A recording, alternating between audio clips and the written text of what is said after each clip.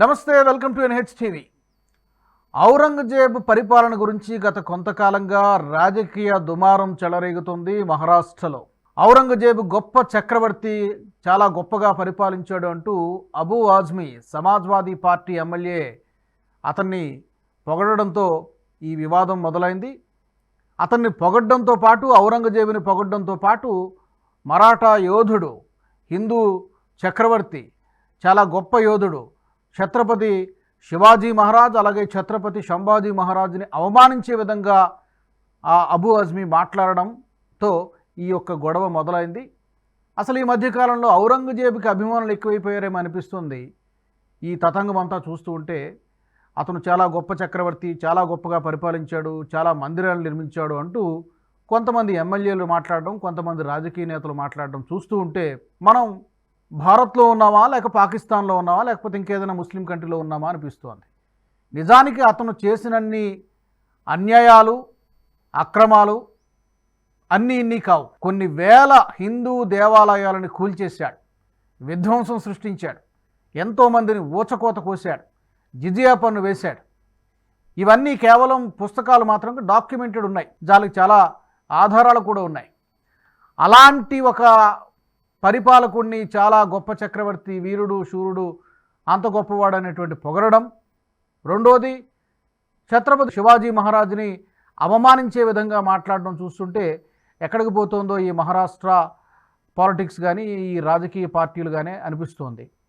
తాజాగా మహారాష్ట్ర సీఎం దేవేంద్ర ఫడ్నవీస్ కూడా ఈ అంశానికి సంబంధించి మాట్లాడడం జరిగింది.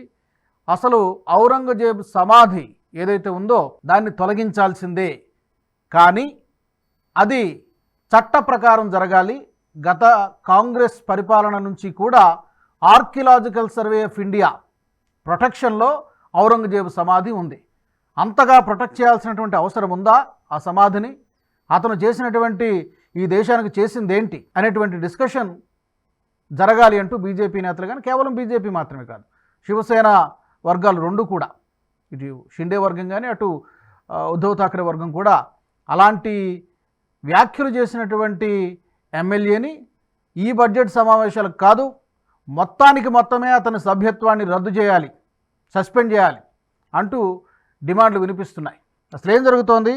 మహారాష్ట్ర సీఎం దేవేంద్ర ఫడ్నవీస్ కామెంట్స్ని ఎలా చూడాలి, ఎలా అర్థం చేసుకోవాలి, దీని గురించి మాట్లాడదాం. నాతో జాయిన్ అవుతున్నారు రాజకీయ విశ్లేషకులు రాజశేఖర్ గారు. రాజశేఖర్ గారు నమస్తే. నమస్తే రాజు గారు. ఈ గ్లోరిఫికేషన్ ఏంటో అర్థం కావట్లేదు రాజశేఖర్ గారు. గత వారం 10 రోజుల నుంచి నడుస్తోంది ఈ చర్చ.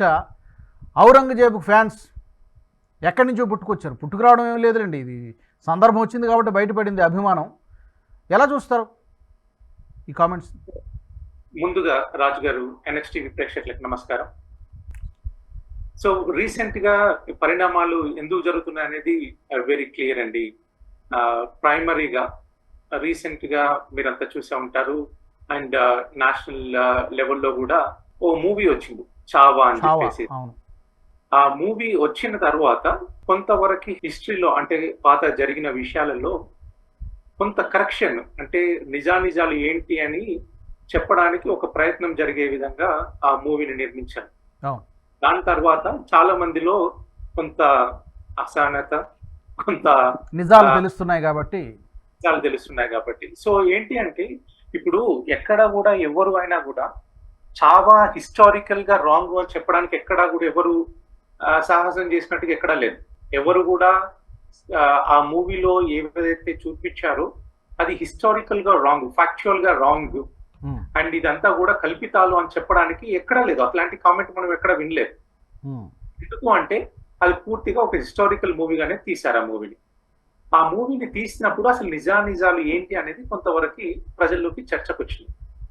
ఆ చర్చకు రావడం వల్ల ఇన్ని రోజులు కాంగ్రెస్ ప్రభుత్వము అనుకోండి, లేదంటే మన ఇండిపెండెన్స్ వచ్చిన తర్వాత నుంచి కూడా మనం ఎంతసేపు మొఘల్స్ హిస్టరీ చదివాము, అందులో ధీరులు, శూరులు, మంచి రాజులు అని చెప్పేసి ఎన్నెన్నో కథలు చదివాము. కానీ యాక్చువల్ గా నిజాలు ఏంటి అంటే అంతకు విరుద్ధం. సో కాబట్టి ఇప్పుడు ఔరంగజేబు ఇండియాని కాంకర్ చేశాడా, ఇండియాలో ఉన్న మోస్ట్ ఆఫ్ ద ప్లేసెస్ ని కాంకర్ చేశాడా, పాలించాడా అంటే పాలించాడు, దాంట్లో ఎటువంటి క్వశ్చన్ లేదు. కానీ తన పాలన ఎట్లాంటిది, ఆ పాలనలో ప్రజలకు ఏం మేలు చేశాడు, ఏం చెడు చేశాడు, ఇక్కడ ఉన్న ప్రజలను ఏ విధంగా తను రూల్ చేశాడు అన్నది క్వశ్చన్ కదా. ఇప్పుడు ఏదో క్రూరంగా వెళ్లుతూ ప్రజలని నానా హింసలు పెడుతూ దేశాలను ఆక్యుపై చేసుకుంటూ పోతే నువ్వు ఒక పెద్ద ఆర్మీ ఉండియో లేకుంటే ఒక క్రూరమైన వ్యక్తి అయి ఉండో అయినంత మాత్రం నువ్వు ఒక గ్రేట్ కింగ్ కాదు, నువ్వు ఒక గ్రేట్ వారియర్ అవుతుండొచ్చు, అంతే తప్పితే నువ్వు ఒక మంచి రాజు మంచి పరిపాలన ఇచ్చిన వ్యక్తి అయితే కాదు కదా. సో ఇప్పుడు ఏంటి అంటే అదే విషయాలు మనకి చర్చలోకి వస్తున్నాయి. నిజంగా కూడా రాజు గారు యాజ్ ఏ కంట్రీ, ఆ దేశము ఈ దేశంలో ఉన్న ప్రజలుగా మనము నిజంగా కూడా మన చరిత్రను మనం ఏ విధంగా చూపించుకోవాలనుకుంటున్నాము, మన ఫ్యూచర్ ని మన ఎప్పుడు కూడా future reflects on the history Raju garu. అంటే మన గతము మన ఫ్యూచర్ ని కొంతవరకు రిఫ్లెక్ట్ చేస్తుంది. 100% కాకపోయినా కానీ అది కొంత విలువలనే అనుకోండి, యాజ్ ఎ నేషన్ గా మన ఫ్యాబ్రిక్ ఏంటి అనేదాన్ని కొంత బిల్డ్ చేయడంలో కొంతవరకు రిఫ్లెక్ట్ చేస్తుంది.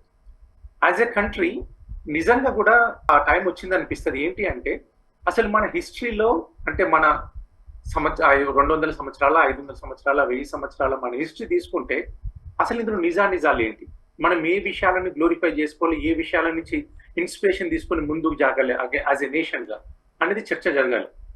ఇప్పుడు జర్మనీ ఉందండి, జర్మనీలో నాజీ రూల్ జరిగింది, హిట్లర్ ఉన్నాడు.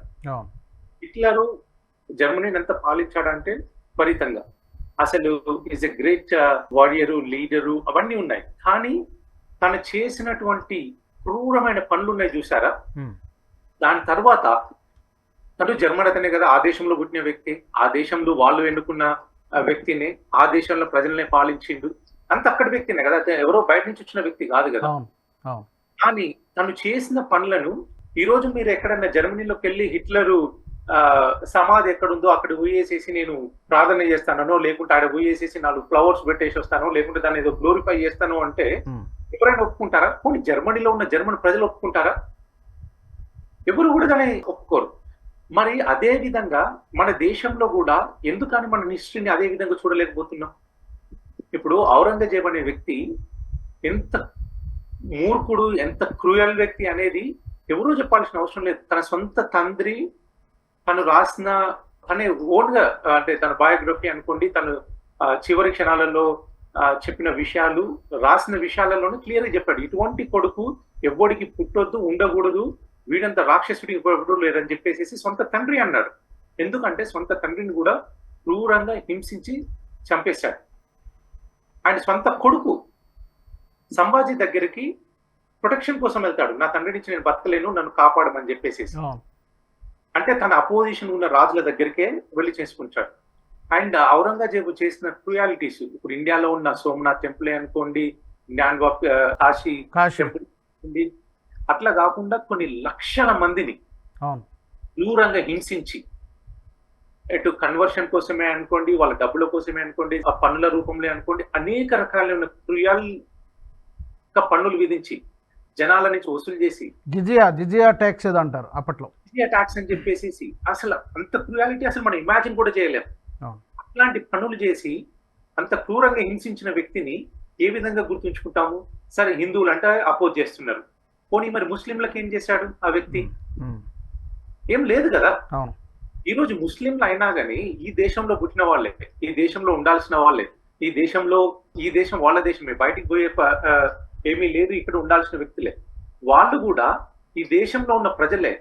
ముస్లిమా హిందూ రాజా అనేది విషయం ఒక నిమిషం పాటు పక్కన పెడితే తన పరిపాలన ఏంటి, తన పరిపాలనలో చేసిన మంచి ఏంటి, చెడు ఏంటి, దాన్ని బట్టి డెసిషన్ తీసుకోవాలి, దాన్ని బట్టి చేయాలి తప్పితే అంతేగాని నేను ముస్లింను, తనేదో ముస్లిం రాజు అని చెప్పేసేసి తను చేసిన క్రూయాలిటీని అంటే నేను మనం ఏ విధంగా సపోర్ట్ చేసుకుంటూ పోతావు? నువ్వు నిజంగా అట్లాగే సపోర్ట్ చేస్తే నువ్వు ఏం మెసేజ్ తీసుకుంటున్నట్టు ఈ దేశంలో? కరెక్ట్. ఈ దేశంలో ఉన్న వ్యక్తిగా ఈ దేశం యొక్క చరిత్రని నువ్వు ఏ విధంగా వక్రీకరించాలనుకుంటున్నావు? రేపు పొద్దున నీ పిల్లలకు అదే విషయాలు చెప్తావా? అదే విధంగా ఉంచమని చెప్తావా? ఈ రోజు ఏదైనా ముస్లిం ఎవరైనా అనండి, ఔరంగజేబు మంచి వ్యక్తి అంటే అది హిందూ అనుకోండి, ముస్లిమే అనుకోండి, సెక్యులర్ లిబరల్ ఎవరైనా కానీ, నువ్వు నీ కొడుకు ఔరంగజేబ్ లాగా ఉండాలని నువ్వు కోరుకుంటావా? నిజంగా కూడా ఆ విధంగా ఉంటే నేను రేపు పొద్దున నిన్నే అదే విధంగా క్రూయల్ గా హింసించి చంపాలని నువ్వు కోరుకుంటావా? నిన్ను నీ సొంత కొడుకుకే ఔరంగజేబ్ అని పేరు పెట్టుకొని, లేకుంటే నా కొడుకు ఔరంగజేబ్ లాగా, ఇప్పుడు గ్రేట్ పర్సనాలిటీస్ అని చెప్పేసి లేకుంటే వాళ్ళకు ఒక మాన్యుమెంట్స్ కట్టో వాళ్ళని ఎందుకు పూజించుకుంటామండి రాజుగారు? ఎందుకు అంటే వాళ్ళలో ఉన్న కొన్ని గుడ్ క్వాలిటీస్ కానీ, వాళ్ళలో ఉన్న కొన్ని మంచి వ్యక్తులు కానీ, నెక్స్ట్ జనరేషన్ ఇన్స్పిరేషన్ తీసుకొని, ఆ జనరేషన్ కూడా ఆ విధంగా కావాలి అని చెప్పేసేసి. అంతే కదా! ఇప్పుడు మహాత్మా గాంధీని మనం ప్రతి విలేజ్ లోనో, ప్రతి సెంటర్ లో పెట్టినట్టు ఎందుకు? ఒక గొప్ప వ్యక్తి దేశం కోసం పోరాడిండు, నాన్ వైలెన్స్ అనే జనాలకు అందరికి తీసుకెళ్ళి మన స్వాతంత్ర పోరాటంలో ఒక కీలక వ్యక్తి ప్రజలకి సేవ కోసము తన జీవితాన్ని త్యాగం చేసినాడు కాబట్టి రేపు తెల్లారంగా మనం కూడా, మన పిల్లలు కూడా, మన దేశంలో ఉన్న పౌరులు కూడా అదే విధమైన ఇన్స్పిరేషన్ తీసుకొని ముందుకెళ్లాలని కదా. ఔరంగజేబు ఇన్స్పిరేషన్ తీసుకొని నీ స్వంత కొడుకు నిన్ను క్రూరించి హింసించి చంపమని చెప్పేసి ఇన్స్పిరేషన్ తీసుకోమంటావా నీ పిల్లలకి? పోనీ నువ్వు అదే ఇన్స్పిరేషన్ అసలు ఏం నేర్చుకోవాలి? ఫస్ట్ ఆఫ్ ఆల్ పిల్లలు ఏం నేర్చుకోవాలి? ఔరంగజేబుని చూసి ఏం నేర్చుకోవాలి? అతను ఒక్క మంచి లక్షణం చెప్పమనండి. ఇప్పుడు ఎవరైతే పొగుడుతున్నారో మందిరాలు నిర్మించాడంటే, ఎక్కడ మందిరాలు నిర్మించాడు? ఉన్న మందిరాన్ని, వేల హిందూ ఆలయాల్ని, మందిరాల్ని ధ్వంసం చేశాడు. రాజుగారు ఇక్కడ డిబేట్ రెండు. ఒకటి పర్సనల్ క్యారెక్టర్ ఏంటి అనేది ఒకటి, రెండు తను చేసిన పనులేనేంటి. నువ్వు పర్సనల్ క్యారెక్టర్ పైన నువ్వు నేర్చుకునేది ఏం లేదు, తను చేసిన పనుల వల్ల నేర్చుకునేది ఏం లేదు. తను ఏదో నిజంగా గొప్పగా ధీరుడు, శూరుడు, హిందువులను హింసించాడు. పోనీ ముస్లింల కన్నా ఏమన్నా చేసిందా? ఏం లేదు, అది లేదు. నువ్వు ఎవరికి ఏం చేయనప్పుడు ఒక క్రూరమైన వ్యక్తిని ఏ విధంగా పొగడాలని, ఏదైనా నేషనల్ హీరో చేయాలనుకుంటున్నావు? ఇప్పుడు మీరు అంటున్నట్టుగా సొంత తండ్రినే జైల్లో పెట్టి బంధించిన వాడు, సొంత సోదరుని కూడా చంపేశాడని కొంతమంది చెప్తారు, లేదా అతను కూడా జైల్లో పెట్టి చేశారని చెప్తారు. సొంత కుటుంబాన్నే సరిగ్గా చూసుకోలేని వాడు అసలు ఏం చేస్తాడు? ఏం చూసి నేర్చుకోవాలి అలాంటి వ్యక్తి నుంచి, అలాంటి పరిపాలకుడి నుంచి? జనాలను హింసించావు, అనేక రకాల ట్యాక్సులు పెట్టేసేసి వాళ్ళ నుంచి డబ్బులు తీసుకొని పెద్ద ఆర్మీని తయారు చేసుకుని దేశాలని అనేకమైన అప్పుడున్న చిన్న చిన్న రాజ్యాల మీద దండెత్తేసేసి వాళ్ళని క్రూయల్ గా చంపి, ఆడవాళ్ళని అనేక రకాలుగా రేపులు, మర్డర్లు, కన్వర్ట్ కానోళ్ళని క్రూరంగా, అసలు ఇక ఆయన అట్రాసిటీస్ తను చేసిన పనుల గురించి మాట్లాడుకుంటే ఇక అంతకంటే దారుణమైన వ్యక్తిని నిజంగా కూడా ఇండియాలో పుట్టలేదేమో అనిపిస్తుంది. అట్లాంటి వ్యక్తిని ఏమని చెప్పుదామని చెప్పేసేసి, అసలు ఏమి తెలియకుండా ఊరికి మూర్ఖంగా ఏదో అనాలి కాబట్టి అనాలనేసేసో, లేదు అంటే నేను ముస్లిం కాబట్టి తను ముస్లిం కాబట్టి ఏదో అనుకోవడము, ఇట్లాంటిది చాలా తప్పు రాజుగారు. ఎవరైనా కానివ్వండి, అది నీకు ఇంట్లో మన దగ్గర కూడా కర్ణాటకలో చూసాము, ఇంకా వేరే వేరే ప్లేస్లలో చూసాము. కొంతమంది ఈవెన్ అదర్ పార్టీ లీడర్స్ కూడా ఇట్లాంటి వాళ్ళు ఉండాలి, వాళ్ళకు ఢిల్లీలో అయితే తన పేరు మీద రోడ్లే పెట్టారు కదా. రోడ్లు ఉన్నాయి, సమాధుల్ని చాలా చక్కగా ఏదో పర్యాటక ప్రాంతాల్లాగా చాలా చక్కగా మెయింటైన్ చేస్తున్నారు. రోడ్లు వాళ్ళ పేర్ల మీద ఉన్నాయి, సమాధులు కూడా చాలా వాటిని ఏవో పర్యాటక ప్రదేశాల్లాగా చాలా నీట్గా మెయింటైన్ చేస్తున్నారు. వీటన్నిటికంటే ఘోరమైనటువంటి విషయం ఏంటంటే, కొన్ని డెకేడ్స్ నుంచి, కొన్ని దశాబ్దాల నుంచి ఈ వీళ్ళకి అక్బరు, బాబరు, ఔరంగజేబుకి సంబంధించినటువంటి పాఠాలని పిల్లలు చదువుతున్నారు స్కూల్స్లో. అది ఇక మరి అది ఇంకా అంతకంటే ఇక ఇర్రేషనల్ ఇంకోట్లేదు పరిస్థితి లేదు రాజుగారు, నిజంగా కూడా. అందుకనే యాజ్ ఎ నేషన్ మనం సీరియస్ గా ఈ విషయాలపైన చర్చించాల్సిన అవసరం ఉంది రాజుగారు. ఈ చర్చ ఏం జరగాలంటే, యాజ్ ఏ దేశము, యాజ్ ఏ పౌరులుగా నెక్స్ట్ జనరేషన్ కి మనం ఏం నేర్పించాలనుకుంటున్నాం, మన కల్చర్ ఏ విధంగా తయారు చేయాలనుకుంటున్నాం, మనం ఏ వాల్యూస్ ని ఇంపోర్ట్ చేయాలనుకుంటున్నాం, అంటే నెక్స్ట్ జనరేషన్ ఏ వాల్యూస్ నేర్చుకుని ముందుకు వెళ్ళాలనుకుంటున్నాం అనేది చాలా ఇంపార్టెంట్. ఇది డిస్కషన్ జరగాల్సిందే. ఐ థింక్ ఫడ్నవీస్ గారు మంచి పాయింట్ రైజ్ చేశారు. ఏదో ఆవేశంతో కాకుండా కరెక్ట్ గానే మాట్లాడారు. ఇది ఒక లీగల్ ఫ్రేమ్ వర్క్ లో జరగాలన్నారు, అండ్ దీనిపైన డిబేట్ జరగాలి. అండ్ ఇప్పుడు ప్రస్తుతానికి తన టోమ్ కూడా archaeological survey of India protection లో ఉంది. సరే, దాని ఉండనియండి, దాని గురించి మనము లీగల్ గా ఏ ఫ్రేమ్ వర్క్ లో వెళ్తాము, ఏం చేస్తాం అనేది ఒకసారి మనం డిసైడ్ అయితే, ఇలాంటి చేసిన వాళ్ళందరినీ కూడా హిస్టరీ ఏ విధంగా రిమెంబర్ చేసుకోవాలనుకుంటున్నాం. కొన్ని నిజంగా కూడా ఆ సైట్ అట్లాగే ఉన్నా, ఇగో ఇట్లాంటి క్రూరుడు, ఇట్లాంటి మూర్ఖుడు అని ఉంటది. ఎలా ప్రొజెక్ట్ చేస్తున్నాం అనేది కూడా ఇంపార్టెంట్. అతని గురించి ఎలా ప్రొజెక్ట్ చేస్తున్నారు, ఎలా పోర్ట్రే చేస్తున్నారు అనేది చాలా ఇంపార్టెంట్. హిస్టరీలో ఏం జరిగింది అనేది తెలియాలి. ఇంకో దగ్గర ఇంకో రాజు దేశానికి మంచి చేశాడు అనుకున్నప్పుడు అదే విధంగా మంచిని కూడా చూపిద్దాం. రెండు రకాలుగా ఉంచినా కూడా చేపించిన నెక్స్ట్ జనరేషన్ చూపించడానికి కూడా ఉంటది కదా. లేదు, యాజ్ ఎ నేషన్ గా ఇట్లాంటి అన్నిటిని మన దేశంలో వద్దు అని చెప్పేసి ఒక డిబేట్ జరిగి మనం డిసైడ్ అయితే అట్లాంటివి తీసేద్దాం. అక్కడ ఏది జరిగినా కానీ ఒక లీగల్ ఫ్రేమ్ వర్క్ లో, ఒక మంచి డిస్కషన్ తోటి చట్ట ప్రకారం జరగాల్సిందే అంతే. జరగాలి. ఓకే, థ్యాంక్ యూ రాజశేఖర్ గారు. మీరు అన్నట్టుగా దేవేంద్ర ఫడ్నవీస్ గారు చాలా మంచి పాయింట్ రైజ్ చేశారు. ఈ సమాధిని, ఔరంగజేబు సమాధిని ఉంచాలా తీసేయాలనేది చాలామంది డిమాండ్ అని అతను చెప్పడం జరిగింది. That is fact. కాకపోతే ఆ రిమూవల్ అనేది, తీసివేయడం అనేది చట్ట ప్రకారం జరగాలి. దీంతోపాటు మీరు అన్నట్టుగా దేశవ్యాప్తంగా, ఇది కేవలం మహారాష్ట్రకు సంబంధించినటువంటి విషయం మాత్రమే కాదు, దేశవ్యాప్తంగా అసలు హిస్టరీలో ఏం జరిగింది అది ఈరోజు జనరేషన్కి తెలియాల్సినటువంటి అవసరం ఉంది. మంచి అయితే మంచి, చెడు అయితే చెడు. దీని నుంచి ఇప్పుడు ఏం చేయొచ్చు, ఏం చేయకూడదు అనేటువంటి విషయం చర్చ జరగాల్సినటువంటి అవసరం ఉంది.